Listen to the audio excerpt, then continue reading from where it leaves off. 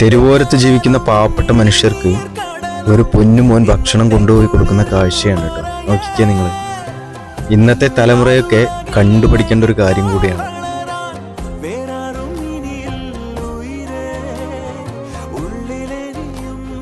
വിശക്കുന്ന വയറിന് ഭക്ഷണം കൊടുക്കുന്നത് തന്നെയാണ് ഏറ്റവും വലിയ പുണ്യവും മനുഷ്യത്വവും.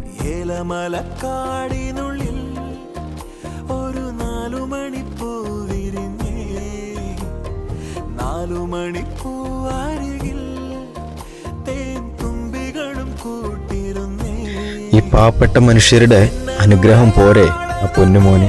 നോക്കിക്കേ നിങ്ങൾ, വേറെ എന്തു വേണം?